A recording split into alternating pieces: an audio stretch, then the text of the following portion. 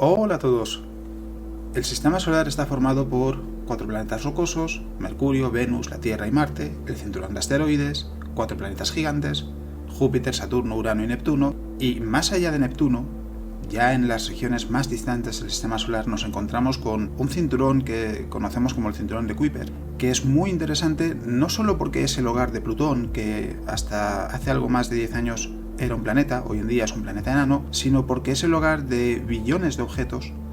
billones con B. Son objetos muy diferentes a los que podemos encontrar en el interior del sistema solar, en lugares como el cinturón de asteroides, porque están tan lejos del Sol que han permanecido inalterados desde la formación del sistema solar. Son, en muchos sentidos, cápsulas del tiempo que nos permiten estudiar el sistema solar tal y como era hace miles de millones de años. No hay otra forma de estudiarlo, y eso hace que sea un lugar extremadamente interesante. Y en este vídeo quiero hablaros del cinturón de Kuiper, de qué podemos encontrar allí, e incluso de la posibilidad de que haya un planeta que todavía no hemos descubierto que podría estar allí también. El cinturón de Kuiper recibe su nombre de un astrónomo neerlandés de los Países Bajos que en 1951 propuso su existencia, llamado Gerard Kuiper. A pesar de que ya en los años 50 se intuía que debía haber una región más allá de los planetas, que era el hogar de algunos cometas, por ejemplo, hubo que esperar hasta 1992 para que se pudiese confirmar su existencia. Incluso en la actualidad sigue siendo un lugar que está lleno de incógnitas y de misterios, y que además está siendo muy interesante porque en estos momentos la sonda New Horizons lo está explorando. Hace unos años visitó Plutón, y hace solo unas semanas visitó un pequeño objeto llamado Ultima Thule, que se ha convertido en noticia porque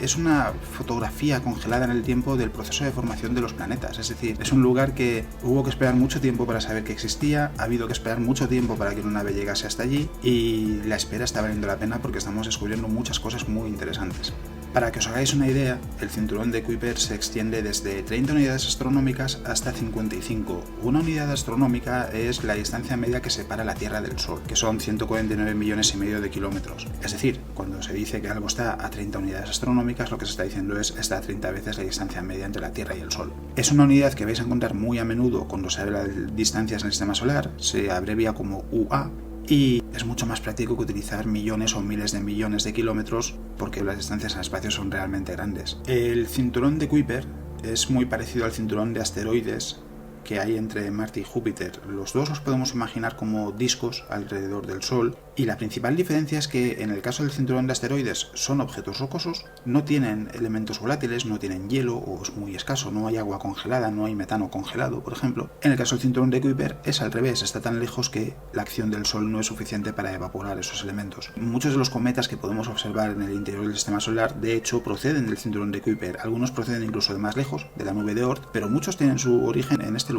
La cantidad de objetos que hay en el cinturón de Kuiper es enorme. Se calcula que con diámetros de más de 100 kilómetros hay miles de objetos, pero con diámetros de menos de 100 kilómetros hay billones de objetos, con B. Entre todos esos objetos están, por supuesto, los planetas enanos. El cinturón de Kuiper es el hogar de Plutón, que fue hasta 2006 un planeta. A partir de 2006 se consideró un planeta enano. Es el hogar de Eris, que es un planeta enano que fue su descubrimiento el que provocó que Plutón fuese reevaluado y fuese reclasificado como planeta enano, porque en ese momento los astrónomos se dieron cuenta de que había muchos planetas enanos, que sin esa definición, si los considerábamos planetas, la lista de planetas del sistema solar iba a crecer de forma ilimitada con el paso del tiempo, porque no sabemos cuántos planetas enanos hay en el cinturón de Kuiper, pero pueden ser posiblemente miles. Hay muchos. Pensad que hemos dicho miles de objetos de más de 100 kilómetros de diámetro. Hay que decir rápidamente que la diferencia entre planeta y planeta enano es bastante polémica. Hay mucha controversia desde que se planteó en 2006 porque los 3 requisitos, 2 de ellos son aplicables a todos los objetos sin importar dónde estén, porque uno es que orbita alrededor del Sol y otro que sea esférico por su propia gravedad, pero el tercero es que haya limpiado su vecindario de objetos grandes que tengan una influencia gravitacional importante. Y eso en el caso de Plutón en el cinturón de Kuiper no pasa. Su órbita, por ejemplo, cruza con la de Neptuno, y Neptuno es más masivo que Plutón. El problema es que esa definición es muy relativa, tiene mucho que ver con la distancia que hay entre el Sol y ese objeto. Si pusiésemos la Tierra en el cinturón de Kuiper, no limpiaría su órbita, la compartiría con muchos otros objetos del cinturón de Kuiper, y sin embargo seguramente nadie diría que la Tierra no es un planeta. Entonces veréis que casi cada año, por no decir todos los años, hay invitaciones de ciertos astrónomos, de algunos grupos de astrónomos, que invitan a la comunidad a reflexionar sobre si realmente Plutón, Eris y muchos otros planetas enanos deben seguir en esa clasificación o deberíamos considerarlos planetas. Es un tema que os contaré en otro vídeo, las diferencias entre planeta y planeta enano y donde sale toda esa polémica, porque es muy profunda, da para mucho y que afecta incluso a la definición de exoplanetas, porque la comunidad científica al final, los investigadores cuando están trabajando en estas cosas, se refieren a todos estos objetos como planetas. Es más, para que veáis hasta qué punto hay muchas cosas que no conocemos sobre el cinturón de Kuiper, se ha planteado que podría haber un planeta, que de momento lo llamamos planeta 9 porque no se sabe si realmente existe, se está intentando confirmar. Os hablaré del planeta 9 en un vídeo específico porque también hay muchas cosas que contar sobre por qué se intuye que podría estar ahí y cuál es su papel, pero estaría mucho más lejos que Plutón, tendría una órbita de unos 20.000 años alrededor del Sol. Sería importante para explicar ciertos objetos, es decir, lo que quiero contaros con esto es que el cinturón de Kuiper es un lugar que es muy interesante por muchos aspectos, no solo porque nos puede dar claves sobre el origen del sistema solar, sino porque es algo que todavía no conocemos demasiado bien. En los últimos años, la sonda New Horizons nos ha ayudado a descubrir mejor este lugar, primero porque visitó Plutón y hace solo unas semanas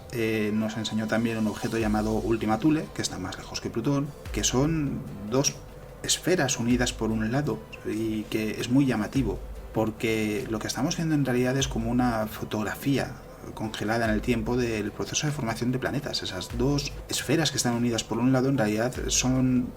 un paso intermedio en la evolución de cómo se formaron los planetas. Ultima Thule en realidad lo que nos enseña es el proceso de formación de planetas en un punto muy particular. La hipótesis, o la teoría mejor dicho, siempre ha sido que en el momento de formación del sistema solar había multitud de pequeños objetos, pequeños planetesimales, es como se les llama, que fueron chocando entre sí y fueron acumulando masa y fueron creciendo y llegaron a crecer hasta convertirse en los planetas que vemos hoy en día. Claro, no todo ese material terminó en planetas. Hay hipótesis que dicen que quizás el cinturón de Kuiper estuviese más cerca de lo que está hoy en día y que quizás no estuviese allí desde el principio. Si fue así, si estaba más cerca, la gravedad de Urano y Neptuno sería la que terminaría ensanchando el disco y expulsándolo hacia el lugar que ocupa en la actualidad. La principal utilidad y el principal interés del cinturón de Kuiper es precisamente que podemos ver cosas como Ultima Thule, podemos ver el proceso de formación del sistema solar porque se quedó congelado en el tiempo. Ultima Thule, si hubiese estado en otro lugar, no serían dos objetos pegados entre sí en mitad de ninguna parte, sino que seguramente habrían chocado con muchos otros objetos, habrían crecido y se habrían terminado incorporando a algún planeta o siendo la base, junto a muchos otros objetos con los que colisionaron, de un futuro planeta. Es por tanto un lugar muy interesante de estudiar porque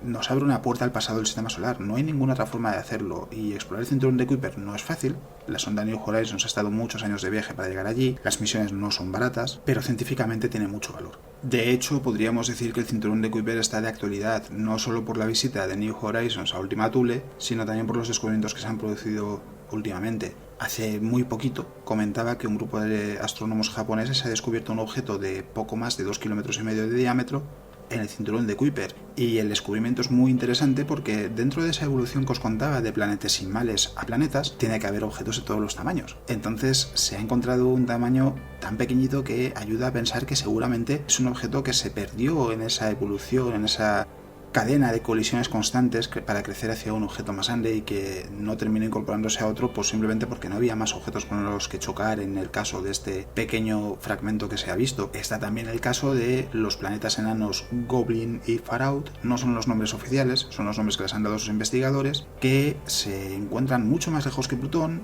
y que se encuentran quizás incluso más lejos que un planeta enano que ya es más conocido, que se llama Sedna, que hasta prácticamente 2018 era el planeta enano más lejano que conocíamos. Ahora Goblin y Far Out parece que son aún más lejanos, aunque hay que decir que en ambos casos todavía hay muchas dudas porque, claro, sus órbitas son tan largas que el tiempo que los hemos observado es pequeño en comparación y por tanto pues hay muchas dudas sobre cuánto dura exactamente. Sedna, que está mucho más estudiado y más observado, entre otras cosas porque está más cerca en esos momentos del Sol que Goblin y Far Out, tiene una órbita estimada de unos 11.000 años. Con todo esto lo que os quiero decir es que el cinturón de Kuiper es muy interesante por muchos motivos. Por un lado, pues como os decía, es una cápsula en el tiempo del pasado del sistema solar que no se puede estudiar en ningún otro lugar porque más cerca la influencia del Sol hace que se pierdan esas señales, que se pierda la presencia de elementos volátiles que han estado inalterados desde su formación, y también es un lugar muy interesante pues para encontrar todos estos planetas enanos que hasta cierto punto nos pueden ayudar a entender también cómo han evolucionado los planetas y cómo se han formado y lo diferentes que pueden ser los objetos que podemos encontrar allí respecto a lo que podemos ver en el interior del sistema solar. Así que con esto lo que os quiero decir es que veremos qué pasa en el futuro porque va a haber muchas más noticias sobre el cinturón de Kuiper, seguro. Habrá noticias también en algún momento sobre la nube de Oort, porque es lo que nos va a ayudar a comprender mejor el lugar en el que vivimos. Para terminar, solo deciros que el cinturón de Kuiper es el tema que ganó por goleada en la encuesta. El tema del siguiente vídeo será las nebulosas, que es el que nos queda pendiente, y al final de ese vídeo os propondré otros 2 temas más. Aparte de eso, decir que leo vuestros comentarios, me llegan a YouTube, me llegan al correo, pero no tengo mucho tiempo para contestaros porque la verdad es que estoy bastante liado en estas semanas. Hace unos días estuve en ese programa del que usted me habla, en La 2, un programa de humor y de actualidad que estuvo francamente divertido, me lo pasé muy bien. Y el 7 de marzo se publica Hacia las estrellas, un libro de divulgación científica que publica Editorial Alfaguara, en el que hablo de un montón de temas y, claro, entre unas cosas y otras, pues no tengo todo el tiempo que me gustaría para contestaros, pero, como digo, leo esos comentarios y solo quiero daros las gracias por estar ahí, porque al final de lo que se trata es que estos vídeos os gusten y que os hagan sentir curiosidad por la astronomía y el espacio. Así que muchas gracias por estar ahí. Y eso es todo lo que os quería contar en el vídeo de hoy. Nos vemos.